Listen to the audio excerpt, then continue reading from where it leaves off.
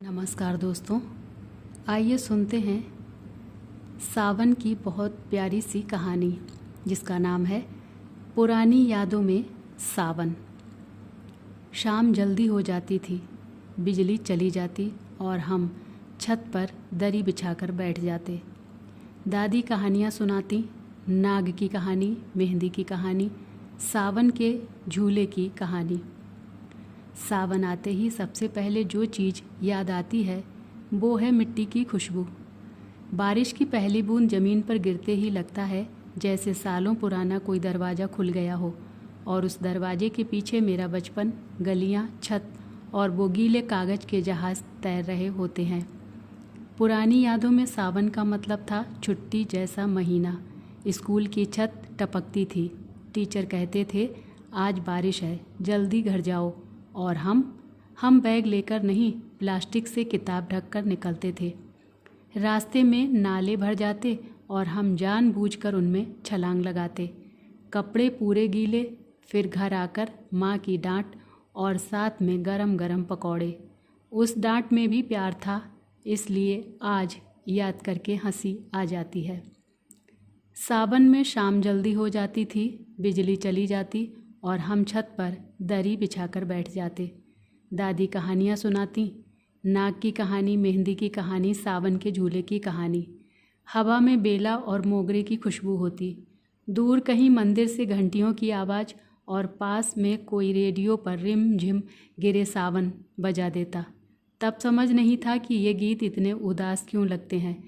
अब समझ आता है क्योंकि बारिश सिर्फ पानी नहीं लाती, वो पुराने लोगों को भी साथ ले आती है। हमारे यहाँ सावन मतलब हरे रंग का महीना था। अलमारी से हरी चूड़ियाँ, हरी बिंदी, हरे मेहंदी वाले हाथ। सहेलियाँ इकट्ठा हो जाती और आंगन में झूला डाल देते। झूले की हर एक चरमराहट के साथ हमारा बचपन भी झूलता था।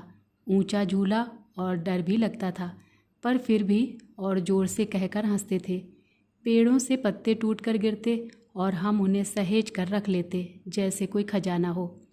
बारिश आते ही सबसे पहले खुशबू मिट्टी की आती है ना, वो खुशबू आज भी मुझे रसोई तक खींच ले जाती है।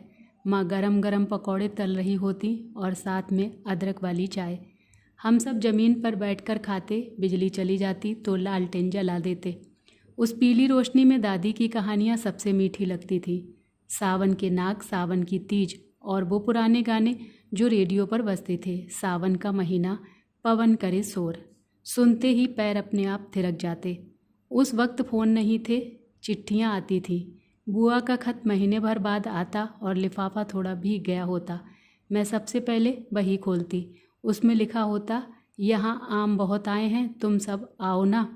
वो एक लाइन पढ़कर पूरा महीना कट जाता था। अब तो फ़ोटो वीडियो सब तुरंत मिल जाता है, पर उस खत को बार बार पढ़ने का मज़ा कहीं नहीं।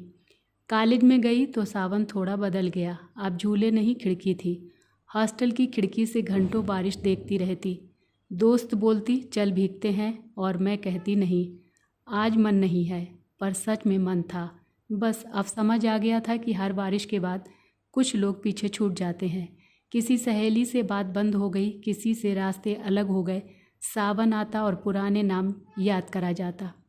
अब शादी के बाद प्रयागराज में हूँ, घर की जिम्मेदारियाँ हैं, काम है, पर सावन आए तो मैं फिर वही लड़की बन जाती हूँ। सुबह जल्दी उठकर तुलसी में पानी डालती हूँ। बच्चों को स्कूल भेजते वक्त कहती हूँ छाता ले लो और खुद भीगने का बहाना ढूंढती हूँ। पति ऑफिस से लेट आए तो शिकायत नहीं करती, बस गरम चाय और पकौड़े बना देती हूँ, क्योंकि मुझे पता है सावन में नाराज़गी नहीं निभती। कल रात बहुत तेज़ बारिश थी। मैं छत पर गई, कोई नहीं था, बस मैं और बारिश। छत की रेलिंग पकड़कर खड़ी हो गई और अचानक हंसी आ गई। याद आया कैसे हम सहेलियां एक दूसरे पर पानी फेंकती थी, कैसे माँ डांट के बाद भी हम फिर छत पर भाग जाते थे। लोग कहते हैं सावन लड़कियों का महीना है, सच ही कहते हैं। ये हमें रुलाता भी है और हंसाता भी है। पुराने जख्म गीले करता है और पुराने रिश्ते भी याद दिलाता है। मुझे लगता है सावन औरत के दिल जैसा होता है, बाहर से शांत, अंदर तूफान, सबको हरा भरा कर देता है, पर खुद भीगता रहता है। आज भी जब पहली बूंद गिरती है, मैं आंखें बंद करके 1 मिनट चुप हो जाती हूँ और उसी 1 मिनट में मैं 10 साल पीछे चली जाती हूँ, उस आंगन में, उस झूले पर, उन हरी चूड़ियों के साथ।